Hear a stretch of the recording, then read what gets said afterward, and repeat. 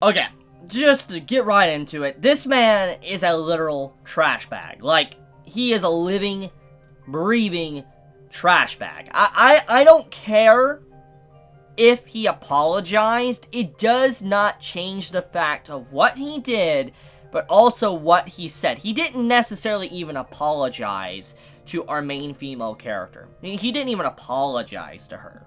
He didn't.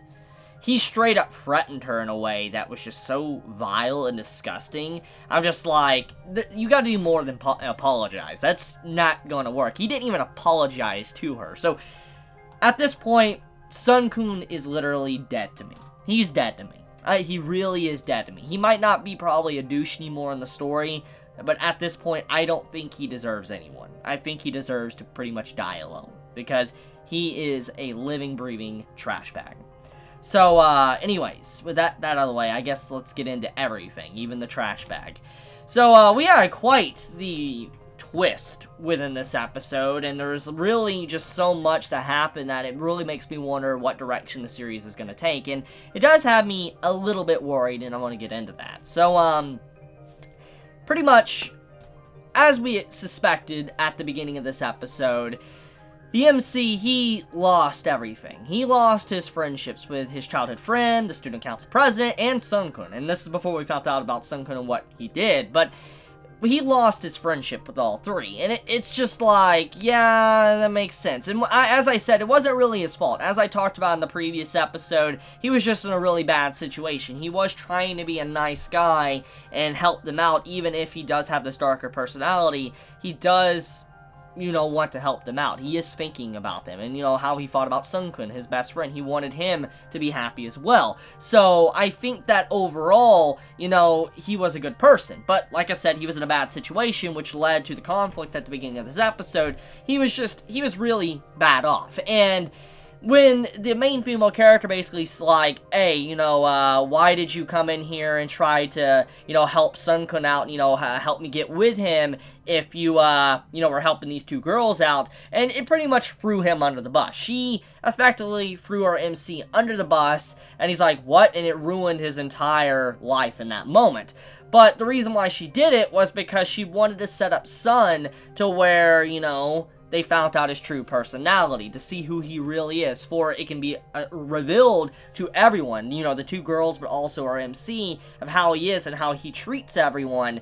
And it's just like, it's elaborate, but at the same time, it's just like, wow, like, it's crazy. Like, the one that really had the hidden personality all along was the MC's best friend. He was the one that was, Mr. Hyde and Jekyll and Hyde and all that. He was the one that was, like, always hiding his personality and being just absolute scum.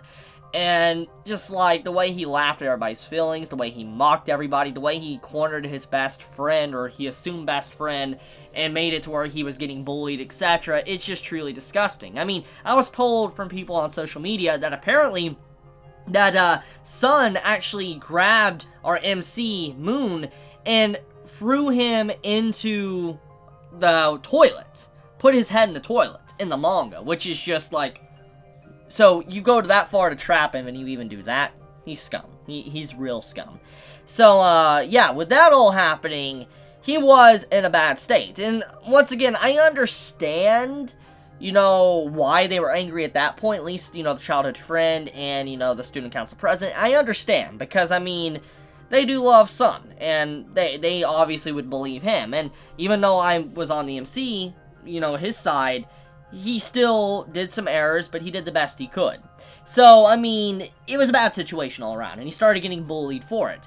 And eventually, as I said, we found out about what Sun did to him, and everything was reversed. It's just like, so, you ruined his entire life. You allowed him to get bullied and messed with for so long because you just didn't want to lose to him. You didn't like the feeling of losing. And it's just so scummy to do to someone. It's so petty, honestly. And I'm glad that he got to realize who his real friends were, who his real friend was, and he had a wake-up call. I don't think that he's probably really going to interact with Sun much anymore after that, because it just, I wouldn't. If I was in our MC's position, that man would be dead to me. Because if you really are harboring the grudge for that long, and you really can't stand the fact of losing and just think about, you know, me being happy as well, you're not a friend. You're really not. You're just wanting to destroy me. So, yeah, I think, honestly, he should be just completely disconnected from that man, because he has yet to even apologize to the single person that really does need to be apologized to. And also, the girls, the childhood friend and the student council president, they were listening in as well. They got to hear how Sun really was. And we didn't really get to see him confront them and apologize, but we did see the two individuals apologize to the MC, which is great to see. And this is where I get into the worry factor that I talked about at the beginning of this video, is that I'm worried now with the cat out of the bag and then finding out what really happened and how Sun really is that they're going to fall in love with the MC. And if that really is the case, this could turn into a traditional harem. And see, that's one of the big draws to the series, Oresuki, is that it's been kind of like an anti-harem. It's been going against the grain of what a harem is like. And having it to where what happened within this episode is a perfect setup for the girls to fall in love with him and go after him constantly. And I really hope that is not the case, because, you know, even if he did something that they would respect, I just don't think that it's good for the story, or at least Oresuki, to have it to where it turns into a harem, because it's been so heavily focused on being an anti-harem that it would just ruin the setup it had at the beginning of the story. And I think that the MC really should just only have one person, which would be the, you know, the stalker. I really think that that would be just a better option for the story.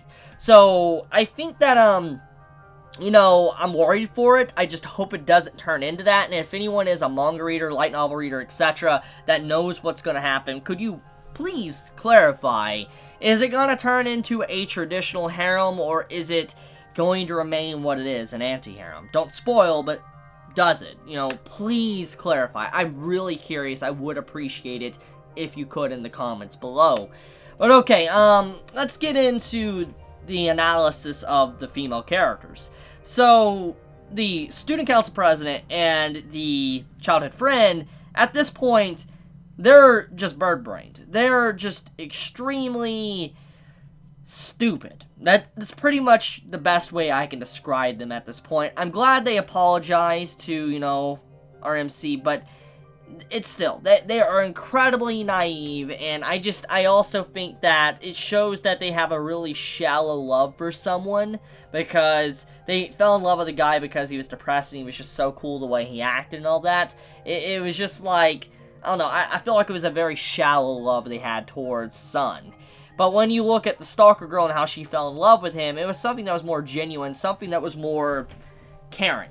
She fell in love with him because she realized how caring he was as a person. He was someone that, despite everything, he was thinking the best for his friend and wanted to help him out, cheer him out. And even though he was being mocked and laughed at outside by a bunch of people, he didn't care. And he was trying to help out. He was trying to actually help out his friend and cheer him up, which is kind of interesting, because when you think about what the MC's character's name is, like Moon and his friend Sun, it was the exact opposite, because Sun, he was hiding in a hallway from everybody, kind of like hiding in darkness, basically like a moon, while you had someone like Moon-kun that was in the daylight shining very brightly. It's kind of like, whoa, why is the moon outside shining, and why is the sun, you know, just very, you know, dark? Why is it hiding? I think that was purposeful, symbolic, like it was very symbolic when you think about it, but I just am glad that our main female character does love him in a very respectable way. She loves him for who he is, not a very shallow reason. I am a little bit upset, though, that there wasn't more to it than that. I felt like there would have been kind of like more history there of why she fell in love with him, for her to stalk him to such a degree. But I guess it's fine. We can move on to different things. The question is, though, what does the story really have going for it at this point? Because now that the main plot of the characters is kind of settled, what's next? What can the writer really do without really making this series feel dragged out and too long? I'm super curious about that, because stories like this typically do get that problem, is they're dragged out. And it loses its message of what it is, so it really depends on where it goes. I do hope that Oresuki does have a good story planned for it, like the writer had a good story plan after this point, and it gets very interesting, because I just don't think the normal, like, harem-related stuff is really going to work here and make this series, like, that good or engaging. I mean, obviously some will like it, I just... with how strong of a start it has, I hope it doesn't just go down into cliches, because it's been so, like, strong as a series. Hopefully you guys understand where I'm getting at. I'm not hating on the story, I'm worried for it. I really am worried. But I think I'm going to wrap it up here. Let me know your thoughts in the comments below. If you enjoy my content, please subscribe. If you like this video, please leave a like. And if you want to get notified for whenever I upload a video, please click the bell icon down below. And with that, Chibi out.